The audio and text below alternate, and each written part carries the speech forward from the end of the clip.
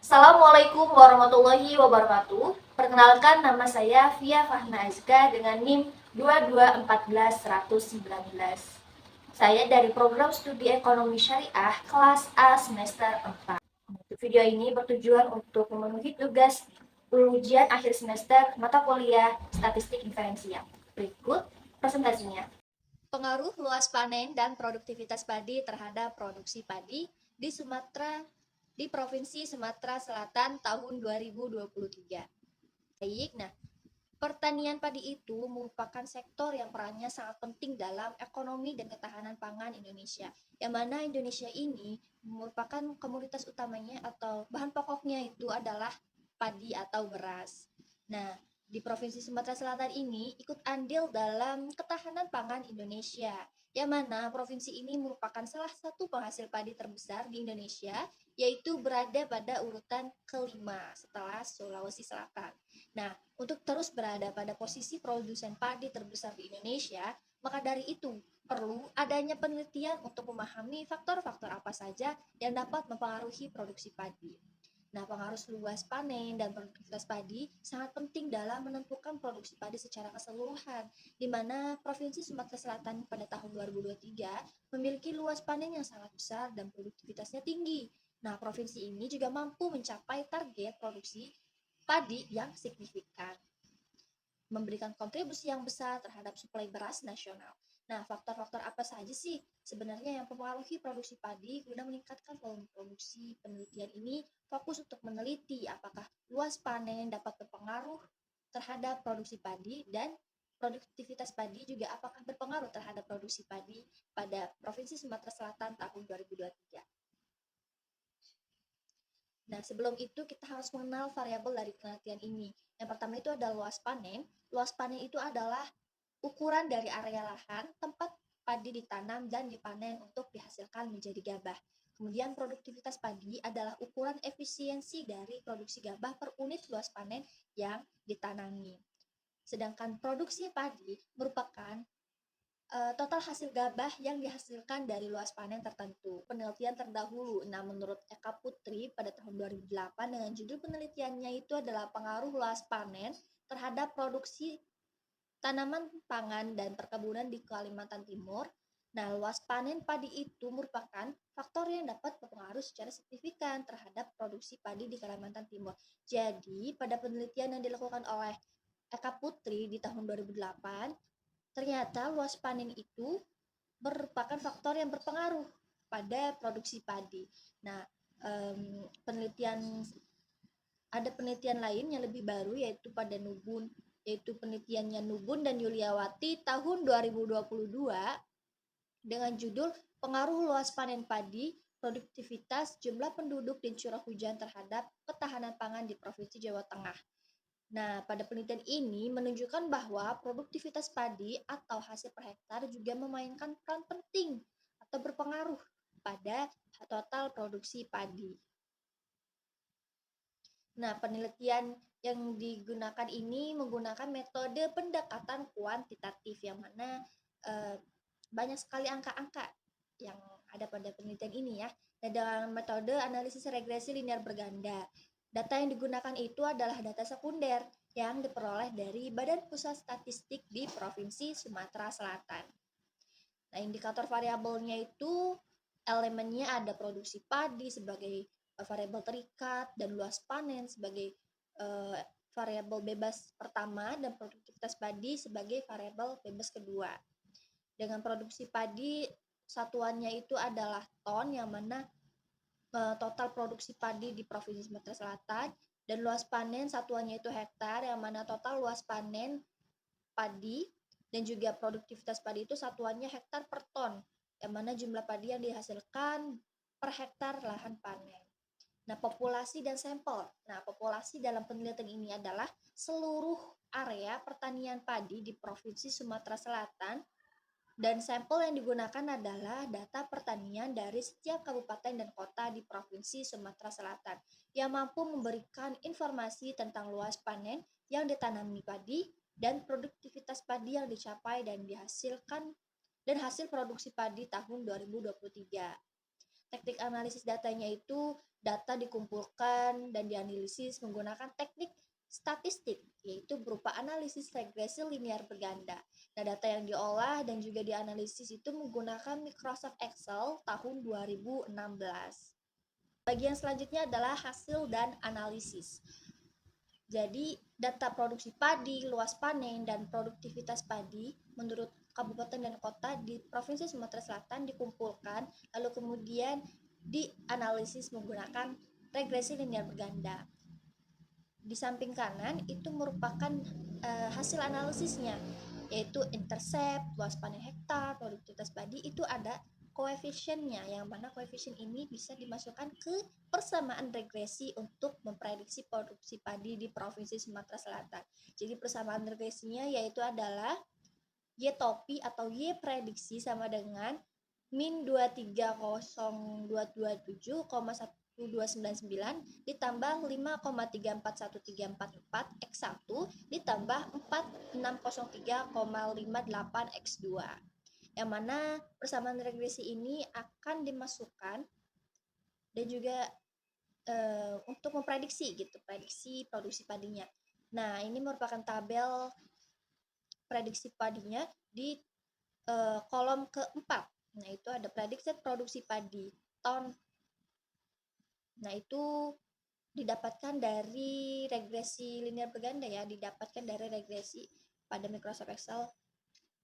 Ini hasilnya langsung otomatis. Apabila residual ini, nah dia didapatkan dari produksi padi dikurangi prediksi produksi padi, maka hasilnya adalah residual, karena residual ini adalah merupakan sisa gitu. Nah, untuk melihat apakah persamaan regresi linear bergandanya itu bisa diandalkan hasilnya, maka kita harus menggunakan uji asumsi klasik, yang mana uji asumsi yang pertama adalah normalitas. Ini harus terjadi, itu residunya itu harus mengikuti distribusi normal, atau jika dipaparkan dengan gambar histogram itu harus berbentuk lonceng. Jika dilihat dari data hasil analisis yang saya punya, ini tidak menggambarkan lonceng atau distribusi normal, maka dari itu harus melakukan uji lain, yaitu dengan menggunakan uji Shapiro-Wilk.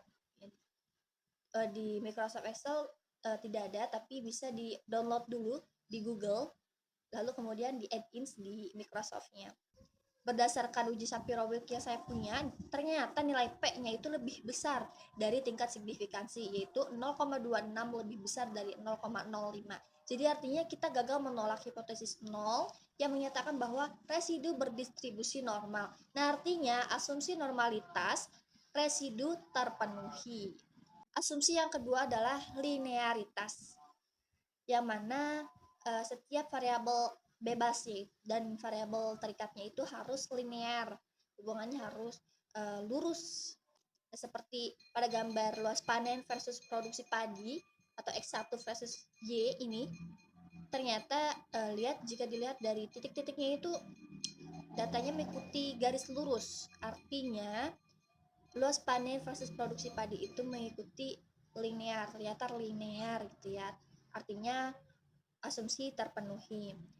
Dan sedangkan produktivitas padi versus produksi padi atau X2 versus produksi padi Y itu ternyata juga sama, mengikuti datanya mengikuti titik-titik lurus ya, itu artinya linear dan asumsinya terpenuhi. Asumsi yang ketiga adalah heteroskedastisitas, yang mana heteroskedastisitas ini tidak boleh terjadi. Lihat dari plot scatter ini, ternyata varians dalam residu itu lebih banyak yang konstan pada semua level prediksi produksi padi. Jadi dapat disimpulkan bahwa hal ini tidak terjadi heteroskedastisitas dan asumsi terpenuhi. Asumsi yang keempat adalah multikolinearitas, yang mana setiap variabel bebas antara X1 dan X2-nya ini tidak boleh ada terjadi korelasi. Nah, jika dilihat dari matrik korelasi ini, ternyata produktivitas padi dan juga luas panen itu nilainya 0,459, yang mana korelasinya sangat lemah. Jadi dapat dikatakan tidak terjadi multikolinearitas pada penelitian ini dan asumsi tidak terjadi multikolonialitas terpenuhi. Nah, yang terakhir adalah autokorelasi. Nah, asumsi ini adalah yang terakhir nih, adalah asumsi yang terakhir adalah autokorelasi. Yang mana autokorelasi itu adalah residualnya tidak boleh berkorelasi satu sama lain. Jika dilihat dari gambarnya, plot scatter, dari gambar ini dilihat bahwa residual terhadap nilai Y prediksi data menyebar di sekitar sumbu Y prediksi dan tidak membentuk pola yang jelas. Nah, dengan begitu asumsi tidak terjadi autokorelasi terpenuhi. Selanjutnya adalah menghitung koefisien determinasi. Koefisien determinasi ini untuk melihat seberapa baik variabel bebas menjelaskan variabel terikatnya. Jika dilihat ini hasil dari analisisnya, R square-nya itu adalah 0,99. Artinya menunjukkan bahwa variabel bebas X1 itu luas panen dan juga variabel bebas X2 produktivitas padi itu mempengaruhi perubahan variabel terikatnya yaitu produksi padi dan juga sisanya 1% dipengaruhi oleh variabel lain di luar konteks penelitian. Selanjutnya adalah uji regresi linear berganda. Ada dua yaitu uji global atau uji keseluruhan dan juga uji individual yaitu uji pada setiap variabel bebasnya. Uji global hipotesisnya adalah beta 1 sama dengan beta 2 sama dengan 0. Hipotesis satunya, tidak semua beta adalah 0. Nah, kita harus mencari F tabelnya, F hitungnya, lalu kemudian kriteria keputusannya itu tolak H0 jika F hitung lebih besar dari F tabel. Nah, dari sini F tabelnya itu adalah 3,74 dan F hitungnya 789,95 yang mana F hitungnya itu lebih besar dari F tabel. Artinya H0 ditolak. Artinya tidak semua beta adalah 0. Maka setidaknya salah satu dari dua variabel itu adalah tidak sama dengan 0. Dengan tingkat signifikansinya adalah 0,05. Nah, selanjutnya adalah uji individual. Hipotesisnya ada dua, yaitu hipotesis 0. Yang pertama itu beta 1 sama dengan 0. Hipotesis 1, beta 1 tidak sama dengan 0. Hipotesis keduanya adalah hipotesis 0, beta 2 sama dengan 0 dan hipotesis 1, beta 2 tidak sama dengan 0. F tabel dan F hitungnya, F tabel itu nilai 2,131, tingkat signifikansinya 0,05, T hitungnya T hitung variabel X1 itu adalah 0,00001,9 dan X2-nya T hitungnya itu adalah 746,935. Dengan kriteria keputusannya itu tolak H0 jika T hitung lebih besar dari T tabel. Nah, jika dilihat dari variabel X1, ternyata X1 itu T hitungnya lebih kecil dari T tabel, artinya H0 diterima. Artinya beta 1 ini sama dengan 0. Jika X2, sedangkan X2 T hitungnya lebih besar dari T tabel yang mana 746,93 lebih besar dari 2,131. Artinya H0 ditolak. Artinya juga beta 2-nya itu tidak sama dengan 0. Nah, jadi dapat disimpulkan bahwa luas panen dan juga produktivitas secara bersama-sama mempengaruhi produksi padi di Provinsi Sumatera Selatan. Nah, dengan uji individualnya menghasilkan bahwa luas panen tidak berpengaruh secara signifikan terhadap produksi padi dan berhubungan positif yang kuat. Artinya, luas panen tidak berpengaruh pada produksi padi. Hal ini menunjukkan bahwa perubahan luas panen tidak memiliki dampak yang berarti pada perubahan produksi padi dalam persamaan regresi penelitian ini. Sementara produksi padi berpengaruh signifikan terhadap produksi padi dan berhubungan positif yang sedang. Artinya, perubahan produktivitas padi memiliki dampak yang berarti pada perubahan produksi padi. Dengan kata lain, faktor ini dapat menjelaskan variasi perubahan produksi padi di Provinsi Sumatera Selatan tahun 2023. Maka untuk meningkatkan hasil produksi padi di Provinsi Sumatera Selatan, maka untuk meningkatkannya itu adalah dengan cara meningkatkan produktivitas padinya. Hasil uji asumsi klasik yang dilakukan tadi itu terpenuhi semua yang mana persamaan regresi linear bergandanya itu bisa diandalkan hasilnya untuk memproduksi padi di Provinsi Sumatera Selatan tahun 2023. Hanya itu saja yang dapat saya presentasikan. Kurang dan lebihnya mohon maaf. Wassalamualaikum warahmatullahi wabarakatuh.